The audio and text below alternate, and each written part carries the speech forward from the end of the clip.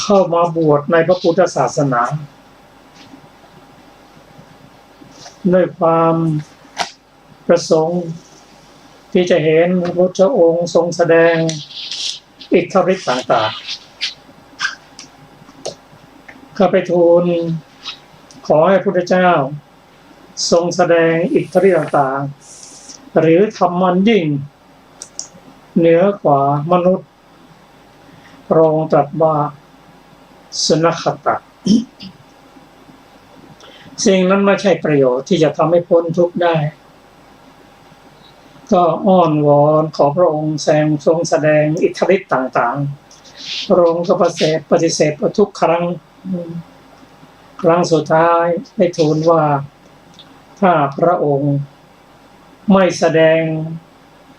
อิทธิฤทธิ์หรือทำยิ่งกว่ามนุษย์ให้ข้าพระองค์ได้เห็นแล้วข้าพระองค์จะไม่ขออยู่ประพฤติพรหมจรรย์ในศาสนาของพระองค์พระพุทธเจ้าตรัสว่าสุนัขตะเราเคยกล่าวกับเธอหรือว่าถ้าเธอเข้ามาบวชในศาสนานี้เราจะแสดงอิทธิฤทธิ์หรือทำมายิ่งกว่ามนุษย์ให้เธอสุนัขตะกราบทูลว่าไม่พระเจ้าค่ะและเราขอให้เธอมาบวชหรือเราพระเจ้าค่ะและเธอจะเอาอะไรหลังจากนั้นไม่นานสุนัขตะก็ลาสิกขาหลังจากลาสิกขาไปแล้วหลีกไปแล้วไม่นานก็ได้กล่าววาจาให้กับมหาชนในเมืองเวสาลีอย่างนี้ว่า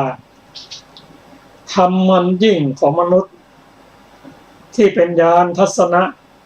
อันวิเศษพอแก่ความเป็นอริยะของพระสัมมาสัมพุทธโคดมไม่มีพระสัมมาสัมพุทธโคดมทรงแสดงธรรมที่ประมวลด้วยความตรึกที่ไตร่ตรองด้วยการค้นคิดแจ่มแจ้งได้เองแต่ธรรมที่พระองค์ทรงแสดงเพื่อประโยชน์อะไรธรรมนั้นย่อมดิ่งไปเพื่อความสิ้นทุกข์โดยชอบของบุคคลผู้ทำตามสุนัขตะนั้นได้กล่าววาจาที่ไม่จริงแล้วและยังสรรเสริญพระพุทธเจ้าแต่การสรรเสริญนั้นไม่เป็นไปด้วยชอบธรรม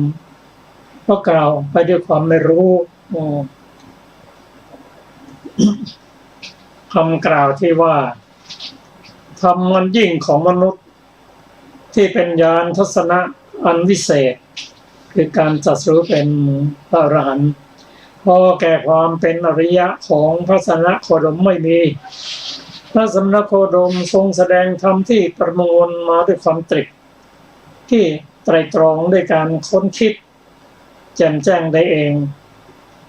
แต่ธรรมที่พระองค์ทรงแสดงเพื่อประโยชน์ใดธรรมนั้น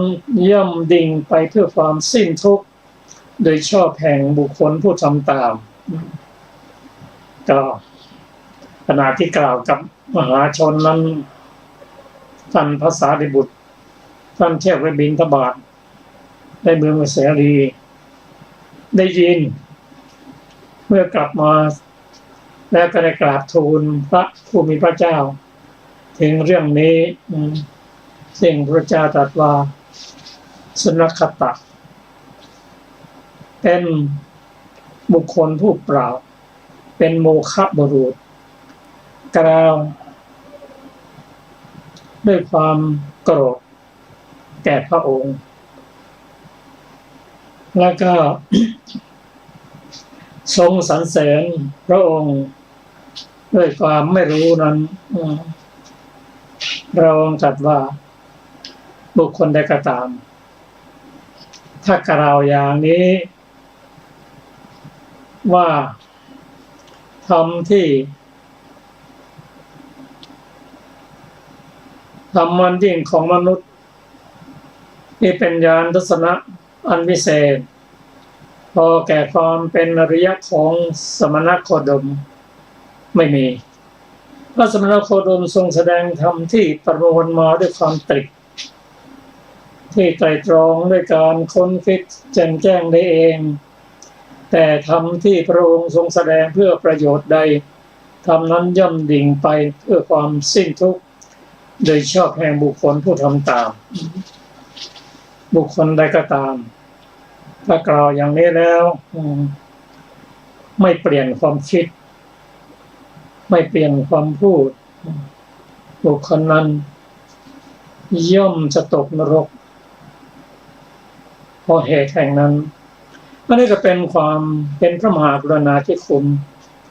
ของพระพุทธเจ้าถ้าหากว่าสุนขตะ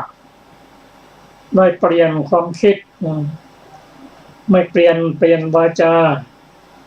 ละทิฏฐิแล้วก็ไม่ต้องตกนรก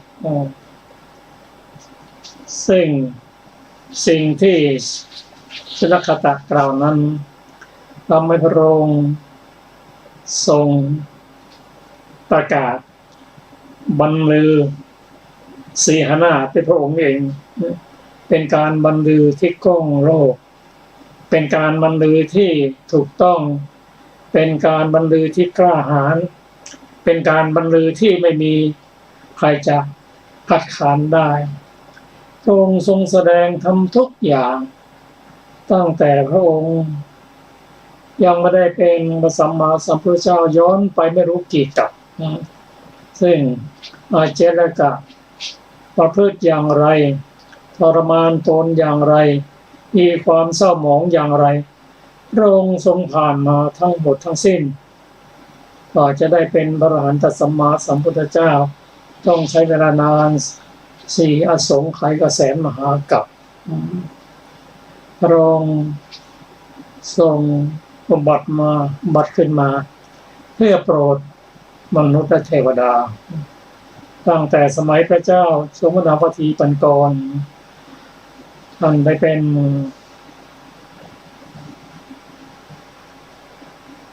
ดาบท ได้กล่าวว่าเราที่ชื่อว่าสเมธัดบทถ้าปรารถนาจะนิพพานไปแต่ผู้เดียวได้ฟังธรรมจากพระพุทธเจ้าทรงพระนามปฏิปังกรเราก็นิพพานไปแล้ว แต่ด้วยมีพระประสงค์ที่จะรื้อคนสัตว์ให้พ้นจากทุกข์พระองค์ทรงปฏิบัติโดยเฉพาะบารมี30 ทัพ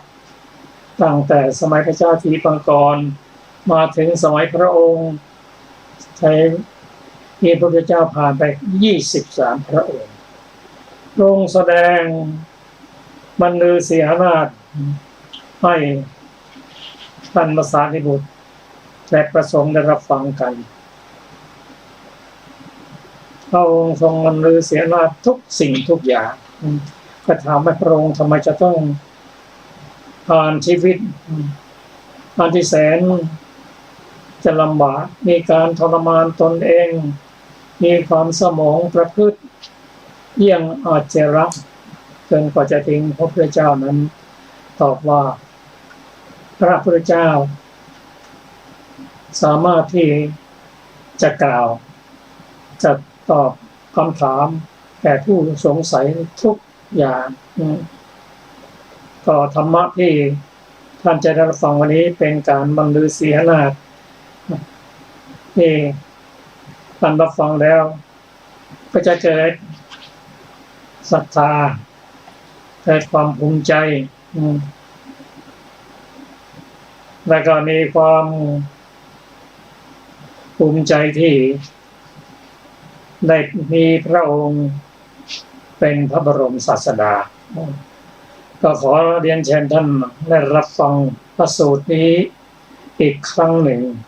ขอเชิญอาจารย์สุรภาครับ ค่ะสวัสดีค่ะท่านผู้ฟังทุกท่าน มหาสีหนาสูตรข้าพเจ้าได้สดับมาอย่างนี้สมัยหนึ่งพระผู้มีพระภาคเจ้าประทับอยู่ณราวป่าด้านตะวันตกนอกพระนคร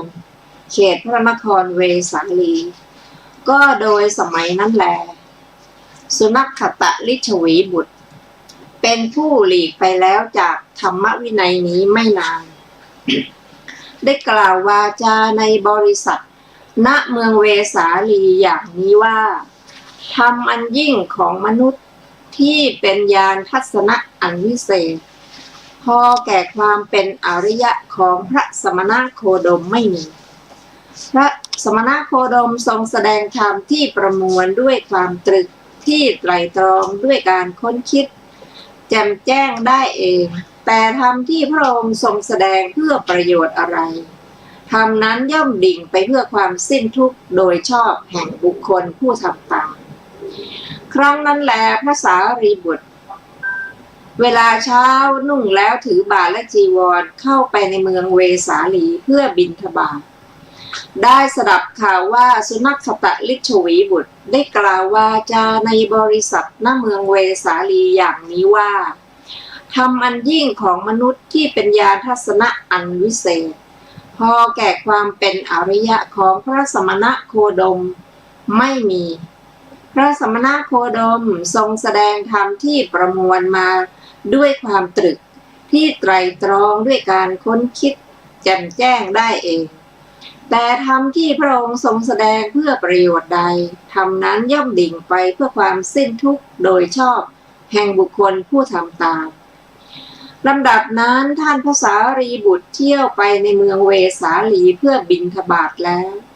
กลับจากบิณฑบาตในเวลาปัจฉาภัตจึงเข้าไปเฝ้าพระผู้มีพระภาคเจ้าถึงที่ประทับถวายอภิวาทแล้วนั่งณที่ครัวส่วนข้างหนึ่งครั้นแล้วได้กราบทูลพระผู้มีพระภาคเจ้าว่าข้าแต่พระองค์ผู้เจริญสุนัขขตลิชวีบุตรเป็นผู้หลีกไปแล้ว จากธรรมวินัยนี้ไม่นานได้กล่าววาจาในบริษัทณเมืองเวสาลีว่าธรรมอันยิ่งของมนุษย์ที่เป็นญาณทัศนะอันวิเศษพอแก่ความเป็นอริยะของพระสมณโคดมไม่มีพระสมณโคดมทรงแสดงธรรมที่ประมวลมาด้วยความตรึกที่ไตร่ตรองด้วยการค้นคิดแจ่มแจ้งได้เองแต่ธรรมที่พระองค์ทรงแสดงเพื่อประโยชน์ใดธรรมนั้นย่อมดิ่งไปเพื่อความสิ้นทุกข์โดยชอบแห่งบุคคลผู้ทำตามพระผู้มีพระภาคเจ้าตรัสว่าดูก่อนสารีบุตรสุนัขขตลิชวีบุตรเป็นบุรุษเปล่ามักโกรธและวาจาที่เธอกล่าวนั้นก็เพราะโกรธดูก่อนสารีบุตรสุนัขขตนั้นเป็นบุรุษเปล่าคิดว่าเราจะพูดติเตียนแต่กล่าวสรรเสริญคุณของตถาคตแท้จริงข้อนี้เป็นคุณของพระตถาคตที่บุคคลใดกล่าวอย่างนี้ว่าธรรมอันพระตถาคตแสดงเพื่อประโยชน์แก่บุคคลใดเป็นทางสิ้นทุกข์โดยชอบแห่งบุคคลผู้ทำตามดังนี้ ดูก่อนสารีบุตรก็การที่สุนัขขตผู้เป็นบุรุษเปล่ากล่าวสรรเสริญนี้จักไม่เป็นความรู้โดยธรรมในเราว่าแม้เพราะเหตุนี้พระผู้มีพระภาคเจ้าพระองค์นั้นเป็นพระอรหันต์ผู้ตรัสรู้เองโดยชอบถึงพร้อมด้วยวิชชาและจรณะเสด็จไปดีแล้วทรงรู้แจ้งโลกเป็นสารถีฝึกบุรุษที่ควรฝึกไม่มีผู้อื่นยิ่งกว่าเป็นศาสดาของเทวดาและมนุษย์ทั้งหลายเป็นผู้เบิกบานแล้วเป็นผู้จำแนกธรรมดังนี้ดูก่อนสารีบุตรก็การที่สุนัขขตผู้เป็นบุรุษเปล่ากล่าวสรรเสริญนี้จักไม่เป็นความรู้โดยธรรมในเราว่า แม้เพราะเหตุนี้พระผู้มีพระภาคเจ้าพระองค์นั้นทรงบรรลุอิทธิวิธีหลายประการคือคนเดียวเป็นหลายคนก็ได้หลายคนเป็นคนเดียวก็ได้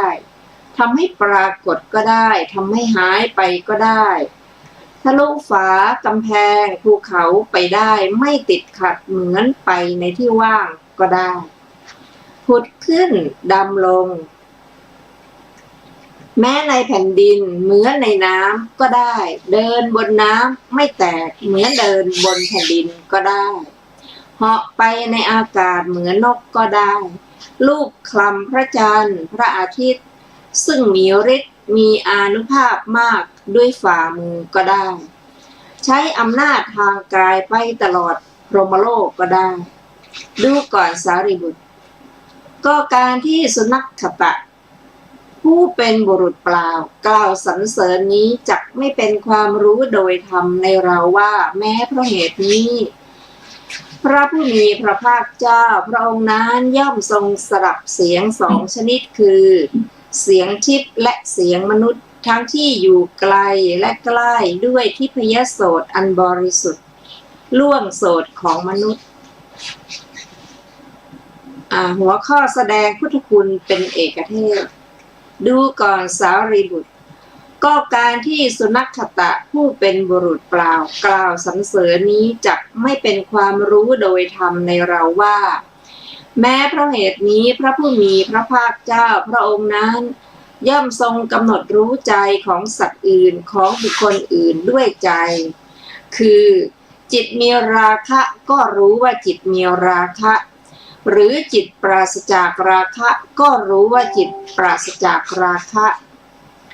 จิตมีโทสะก็รู้ว่าจิตมีโทสะหรือจิตปราศจากโทสะก็รู้ว่าจิตปราศจาก ขออภัยก็รู้ว่าจิตปราศจากโทสะจิตมีโมหะก็รู้ว่าจิตมีโมหะหรือจิตปราศจากโมหะก็รู้ว่าจิตปราศจากโมหะจิตหดหู่ก็รู้ว่าจิตมีโมหะหรือจิตปราศจากโมหะก็รู้ว่าจิตปราศจากโมหะก็รู้ว่าจิตเป็นมหารคตหรือจิตไม่เป็นมหารคตก็รู้ว่าจิตไม่เป็นมหารคตจิตมีจิตอื่นยิ่งกว่าก็รู้ว่าจิตมีจิตอื่นยิ่งกว่าหรือจิตไม่มีจิตอื่นยิ่งกว่าก็รู้ว่าจิตไม่มีจิตอื่นยิ่งกว่าจิตเป็นสมาธิก็รู้ว่าจิตเป็นสมาธิหรือจิตไม่เป็นสมาธิก็รู้ว่าจิตไม่เป็นสมาธิจิตหลุดพ้นก็รู้ว่าจิตหลุดพ้นหรือจิตไม่หลุดพ้นก็รู้ว่าจิตไม่หลุดพ้นหัวข้อกำลังของตถาคตดูก่อนสารีบุตรตถาคตประกอบด้วยกำลังเท่าใดย่อมปฏิญาณฐานะแห่งผู้เป็นโจกย่อมบรรลือสีหนาฏในบริษัทยังพรหมจักรให้เป็นไปกำลังเหล่านั้นของตถาคต10ประการเหล่านี้แล10ประการเป็นไฉนดูก่อนสารีบุตรตถาคตย่อมรู้ฐานะในโลกนี้โดยเป็นฐานะและรู้เหตุมิใช่ฐานะโดยเป็นเหตุมิใช่ฐานะตามข้อที่ตถาคตรู้ฐานะโดยเป็นฐานะและรู้เหตุมิใช่ฐานะโดยเป็นเหตุมิใช่ฐานะตามความเป็นจริงเป็นกำลังของตถาคตประการหนึ่งซึ่งตถาคตอาศัยแล้วปฏิญาณฐานะแห่งผู้ในบริษัทยังพรหมจักรให้เป็นอีกประการหนึ่งตถาคตที่เป็นอดีตอนาคตและปัจจุบันโดยฐานะโดยเหตุตามความเป็นจริงดูก่อนสารีบุตรข้อที่ตถาคตรู้วิบากของกรรมสมาทานที่เป็นอดีตอนาคตปัจจุบันโดยฐานะโดยเหตุตามความเป็นจริงนี้เป็นกำลังของตถาคต ประการหนึ่งซึ่งตถาคตอาศัยแล้วปฏิญาณฐานะแห่งผู้เป็นโจทก์บรรลือสีหนาฏในบริษัทยังพรหมจักรให้เป็นไปดูก่อนสารีบุตรอีกประการหนึ่งตถาคตย่อมรู้ชัดซึ่งปฏิปทาอันจะยังสัตว์ให้ไปสู่ภูมิทั้งปวงตามความเป็นจริงดูก่อนสารีบุตรข้อที่ตถาคตรู้ชัดซึ่งปฏิปทาอันจะยังสัตว์ให้ไปสู่ภูมิทั้งปวงตามความเป็นจริงเป็นกำลังของตถาคตประการหนึ่งซึ่งตถาคตอาศัยแล้วปฏิญาณฐานะแห่งผู้เป็นโจทก์บรรลือสีหนาฏในบริษัทยังพรหมจักรให้เป็นไปดูก่อนสารีบุตรอีกประการหนึ่งตถาคตย่อมรู้ชัดซึ่งโลกมิใช่ขออภัยมีธาตุมิใช่อย่างเดียวและมีธาตุต่างๆตามความเป็นจริงดูก่อนสารีบุตรข้อที่ตถาคตรู้ชัดซึ่งโลกมีธาตุมิใช่อย่างเดียวและมีธาตุต่างๆตามความเป็นจริงนี้เป็นกำลังของตถาคตประการหนึ่งซึ่งตถาคตอาศัยแล้วปฏิญาณฐานะแห่งผู้เป็นโจทก์บรรลือสีหนาฏในบริษัทยังพรหมจักรให้เป็นไปดูก่อนสารีบุตรอีกประการหนึ่งตถาคตย่อมรู้ชัดซึ่งความที่สัตว์มีอธิมุต ต่างๆกันดูก่อนสารีบุตรข้อที่ตถาคตรู้ชัดซึ่งความที่สัตว์มีอธิมุตต่างๆกันตามความเป็นจริงนี้เป็นกำลังของตถาคตประการหนึ่งซึ่งตถาคตอาศัยแล้วปฏิญาณฐานะแห่งผู้เป็นโจทก์บรรลือสีหนาฏในบริษัทยังพรหมจักรให้เป็นไป ดูก่อนสารีบุตรอีกประการหนึ่งตถาคตย่อมรู้ชัดซึ่งความที่สัตว์และบุคคลทั้งหลายอื่นมีอินทรีย์หย่อนและยิ่งตามความเป็นจริงดูก่อนสารีบุตรข้อที่ตถาคตรู้ชัดความที่สัตว์และบุคคลทั้งหลายอื่นมีอินทรีย์หย่อนและยิ่งตามความเป็นจริงนี้เป็นกำลังของตถาคตประการหนึ่งซึ่งตถาคตอาศัยแล้วปฏิญาณฐานะแห่งผู้เป็นโจทก์บรรลือสีหนาฏในบริษัทยังพรหมจักรให้เป็นไปดูก่อนสารีบุตรอีกประการหนึ่งตถาคตย่อมรู้ชัดซึ่งความเศร้าหมองความผ่องแผ้วและความออกแห่งฌานวิโมกข์สมาธิและสมาบัติทั้งหลายตามความเป็นจริงดูก่อนสารีบุตรข้อที่ตถาคตรู้ชัดซึ่งความเศร้าหมองความผ่องแผ้วและความออกจากฌานวิโมกข์สมาธิและสมาบัติทั้งหลายตามความเป็นจริง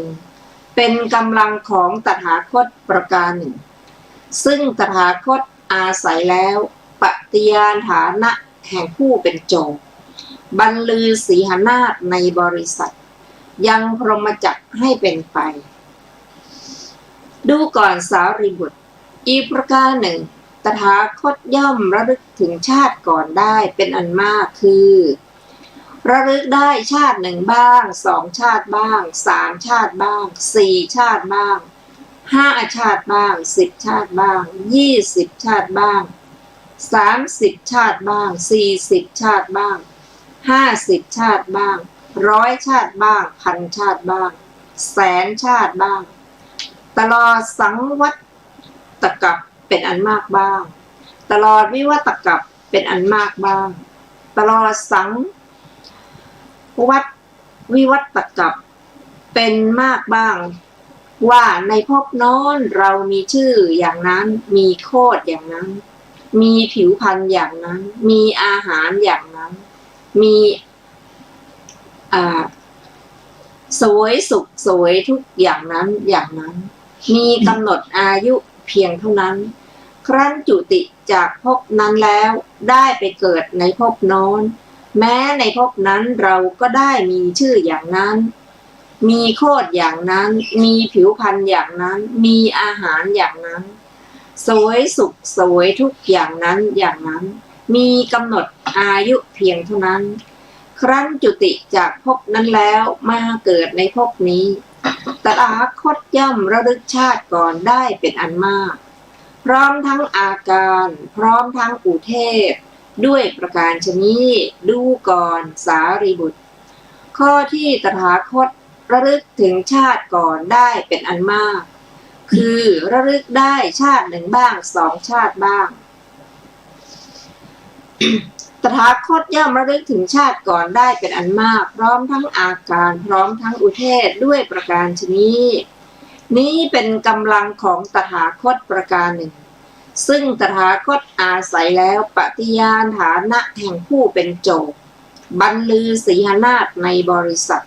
ยังพรหมจักรให้เป็นไปดูก่อนสารีบุตรประการหนึ่งตถาคตย่อมเห็นหมู่สัตว์ที่กำลังจุติกำลังอุบัติ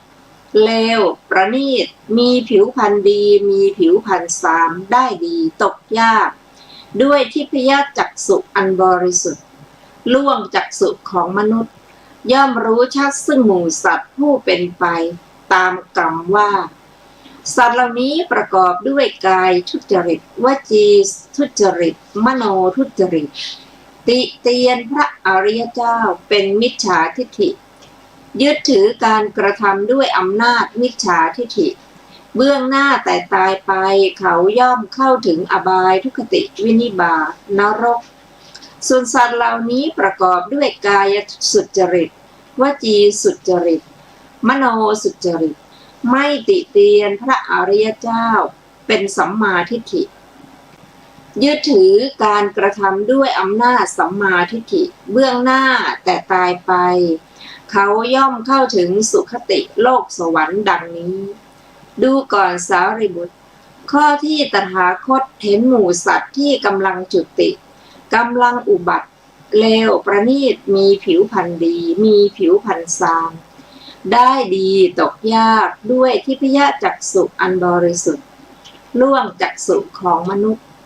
ย่อมรู้ชัดหมู่สัตว์ผู้เป็นไปตามกรรมว่าสัตว์เหล่านี้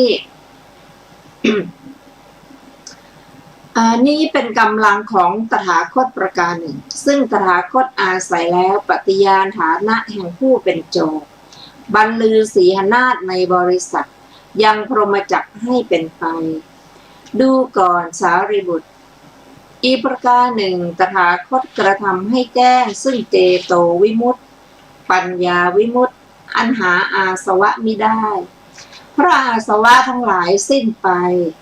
ด้วยปัญญาอันยิ่งเองในปัจจุบันเข้าถึงอยู่ดูก่อนสารีบุตรข้อที่ตถาคตกระทำให้แจ้งซึ่งเจโตวิมุตติปัญญาวิมุตติอันหาอาสวะมิได้เพราะอาสวะทั้งหลายสิ้นไปด้วยปัญญาอันยิ่งเองในปัจจุบันเข้าถึงอยู่นี้เป็นกำลังของตถาคตประการหนึ่งซึ่งตถาคตอาศัยแล้วปฏิญาณฐานะของผู้เป็นโจทย์บรรลือสีหนาฏในบริษัทยังพรหมจักรให้เป็นไปดูก่อนสารีบุตรกำลังของตถาคต10ประการเหล่านี้แลที่ตถาคตประกอบแล้วปฏิญาณฐานะของผู้เป็นโจทย์บรรลือสีหนาฏในบริษัทยังพรหมจักรให้เป็นไปดูก่อนสารีบุตรผู้ใดแลพึงว่าซึ่งเราผู้รู้อยู่อย่างนี้ผู้เห็นอยู่อย่างนี้ว่าธรรมอันยิ่งของมนุษย์ที่เป็นญาณทัศนะอันวิเศษพอแก่ความเป็นอริยะของพระสมณโคดมไม่มี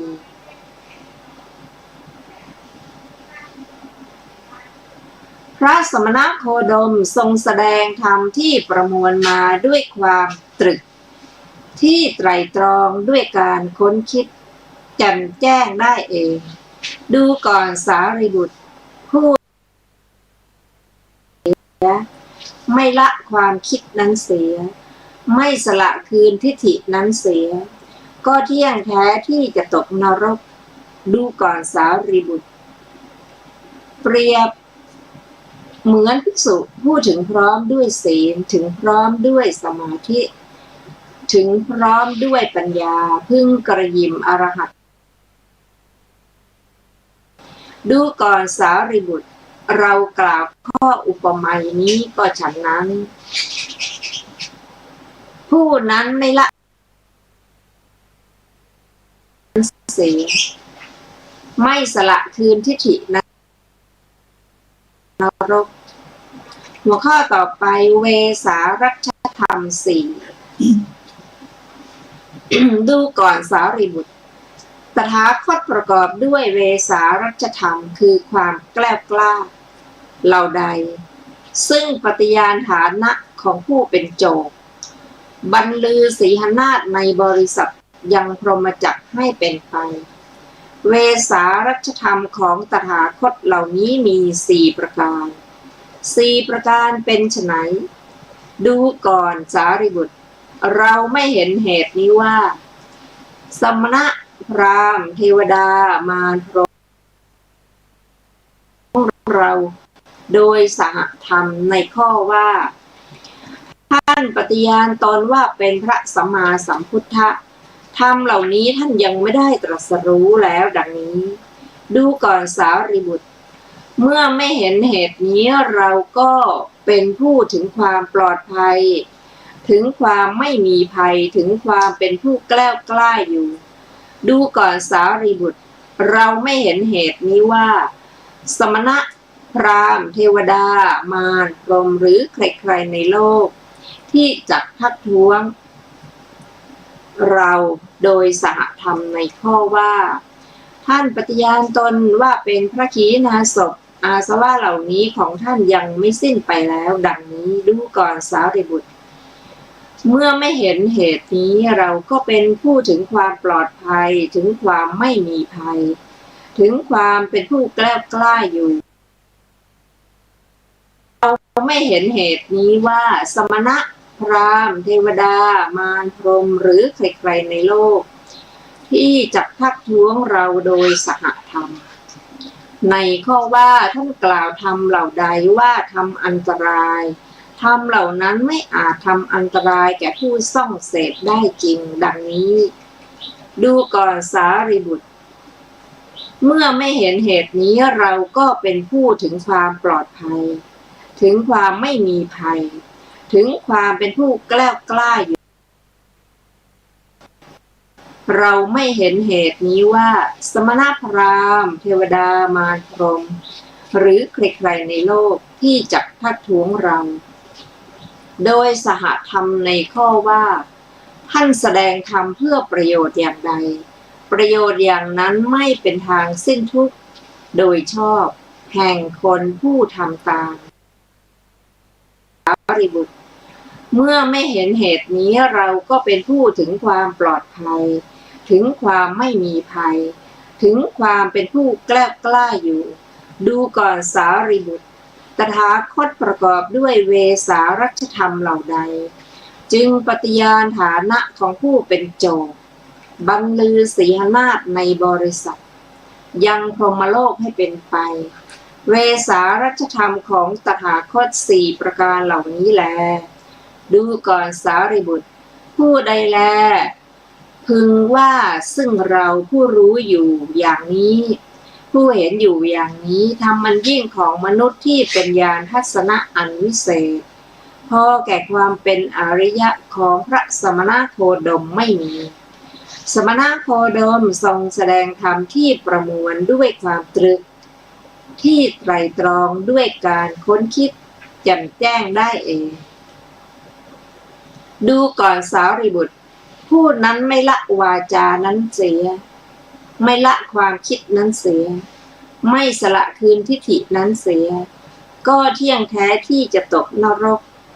ดูก่อนสารีบุตรเปรียบเหมือนภิกษุถึงพร้อมด้วยศีลถึงพร้อมปัญญาพึงกระยิมอรหัตผลในปัจจุบันทีเดียวฉันใดดูก่อนสารีบุตรเรากล่าวข้ออุปมานี้ก็ฉะนั้น ผู้นั้นไม่ละวาจานั้นเสียไม่ละความคิดนั้นเสียไม่สละคืนทิฏฐินั้นเสียก็เที่ยงแท้ที่จะตกนรกดูก่อนสารีบุตรบริษัท8จำพวกเหล่านี้แล8จำพวกเป็นไฉนคือขัตติยบริษัทพรามณบริษัทคฤหบดีบริษัทสมณบริษัทจาตุมหาราชิกบริษัทดาวดึงบริษัทมารบริษัทและพรหมบริษัทดูก่อนสารีบุตรบริษัท8จำพวกเหล่านี้แลดูก่อนสารีบุตรตถาคตประกอบด้วยเวสารัชธรรม4ประการเหล่านี้แลย่อมเข้าไปหาย่อมยังลงสู่บริษัท8จำพวกเหล่านี้ดูก่อนสารีบุตรเราย่อมเข้าใจเข้าไปหาขัตติยบริษัทหลายร้อยแม้ในขัตติยบริษัทนั้นเราเคยนั่งใกล้เคยทักทายปราศัยเคยสนทนากันดูก่อนสารีบุตรเราไม่เห็นเหตุนี้ว่าความกลัวหรือความสะทกสะท้านจะกล้ำกลายเราในขัตติยบริษัทนั้นเลยเมื่อไม่เห็นเหตุนี้เราก็เป็นผู้ถึงความปลอดภัยถึงความไม่มีภัยถึงความเป็นผู้แกล้วกล้าอยู่ดูก่อนสารีบุตรอันหนึ่งเราย่อมเข้าใจเข้าไปหาพรามณบริษัทหลายร้อยคฤหบดีบริษัทสมณบริษัทจาตุมหาราชิกบริษัทดาวดึงบริษัทพรหมบริษัทจำพวกละหลายร้อยแม้ในบริษัทนั้นๆเราเคยนั่งใกล้เคยทักทายปราศัยเคยสนทนากันดูก่อนสารีบุตรเราไม่เห็นเหตุนี้ว่าความกลัวหรือความสะทกสะท้านจะกล้ำกลายเราในบริษัทนั้นๆเลยเมื่อไม่เห็นเหตุนี้เราก็เป็นผู้ถึงความปลอดภัยถึงความไม่มีภัยถึงความเป็นผู้แกล้วกล้าอยู่ดูก่อนสารีบุตรผู้ใดแลพึงว่าซึ่งเราผู้รู้อยู่อย่างนี้ผู้เห็นอยู่อย่างนี้ธรรมมันยิ่งของมนุษย์ที่เป็นญาณทัศนะอันวิเศษพอแก่ความเป็นอริยะของพระสมณโคดมทรงแสดงธรรมที่ประมวลมาด้วยความตรึกที่ไตร่ตรองด้วยการค้นคิดแจ่มแจ้งได้เองดูก่อนสารีบุตรผู้นั้นไม่ละวาจานั้นเสียไม่ละความคิดนั้นเสียไม่สละคืนทิฏฐินั้นเสียก็เที่ยงแท้ที่จะตกนรกดูก่อนสารีบุตรเปรียบเหมือนภิกษุผู้ถึงพร้อมด้วยศีลถึงพร้อมด้วยสมาธิถึงพร้อมด้วยปัญญาพึงกระยิมอรหัตผลในปัจจุบันทีเดียวฉันใดดูก่อนสารีบุตรเรากล่าวข้ออุปมานี้ก็ฉะนั้นผู้นั้นไม่ละวาจานั้นเสียไม่ละความคิดนั้นเสียไม่สละคืนทิฏฐินั้นเสียก็เที่ยงแท้ที่จะตกนรกหัวข้อกำเนิด4ดูก่อนสารีบุตรกำเนิด4ประการเหล่านี้แล4ประการเป็นไฉนคืออันทชะกำเนิดชลาพุชะกำเนิดสังเสทชะกำเนิดโอปปาติกะกำเนิดดูก่อนสารีบุตรก็อันทชะกำเนิดเป็นไฉนสัตว์ทั้งหลายเหล่านั้นใดชำแรกเปลือกแห่งฟองเกิดนี้เราเรียกว่าอันทชะกำเนิดดูก่อนสารีบุตรชลาพุชะกำเนิดเป็นไฉนสัตว์ทั้งหลายเหล่าใดชำแรกไส้หรือมดลูกเกิดนี้เราเรียกว่าชลาพุชะกำเนิดดูก่อนสารีบุตรสังเสสัตว์ทั้งหลายเหล่านั้นใดย่อมเกิดในปลาขนมบูดหรือในน้ำคลำในเท่าไคลหรือของสกปรกนี้เราเรียกว่าสังเสทชะกำเนิดดูก่อนสารีบุตรโอปปาติกะ กำเนิดเป็นไฉนเทวดาสัตว์นรกมนุษย์บางจำนี้เราเรียกว่าโอปปาติกะกำเนิดดูก่อนสารีบุตร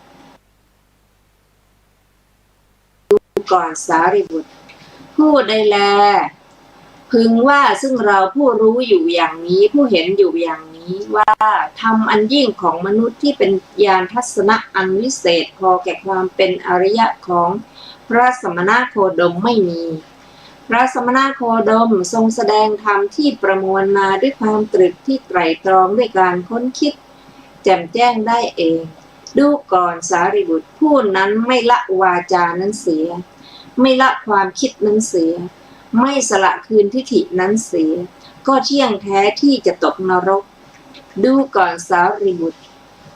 เปรียบเหมือนภิกษุผู้ถึงพร้อมด้วยศีลถึงพร้อมด้วยสมาธิถึงพร้อมด้วยปัญญาพึงกระยิมอรหัตผลในปัจจุบันทีเดียวฉันใดดูก่อนสารีบุตรเรากล่าวข้ออุปมานี้ก็ฉันนั้น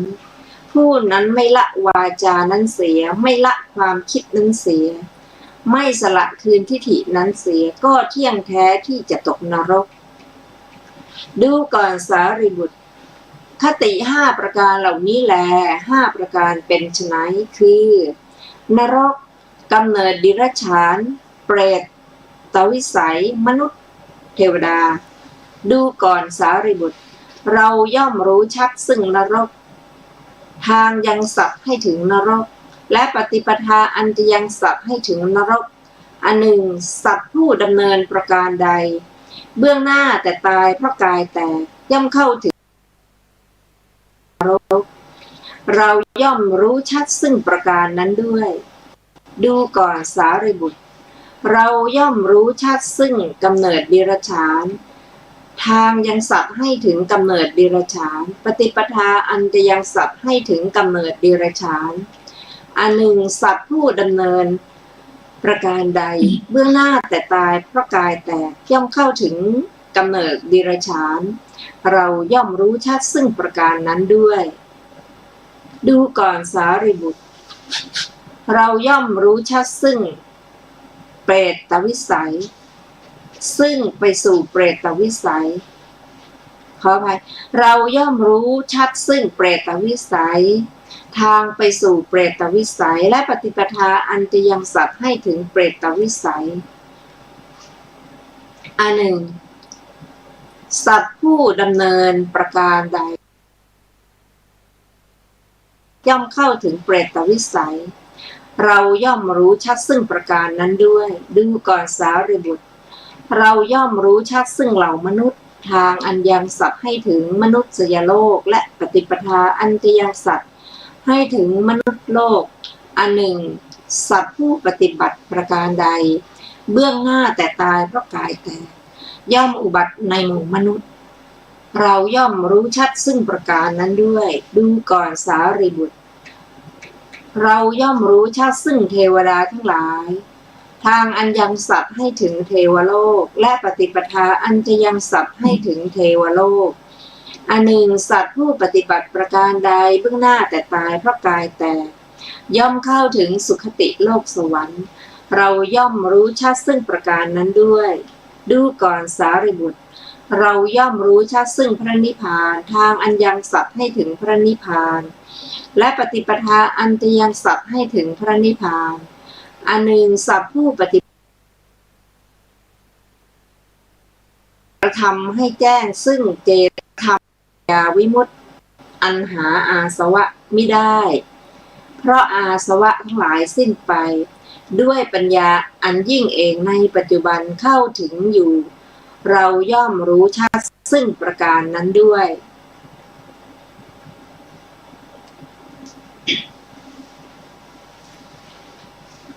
ท่านผู้ฟังที่เคารพทุกท่านค่ะ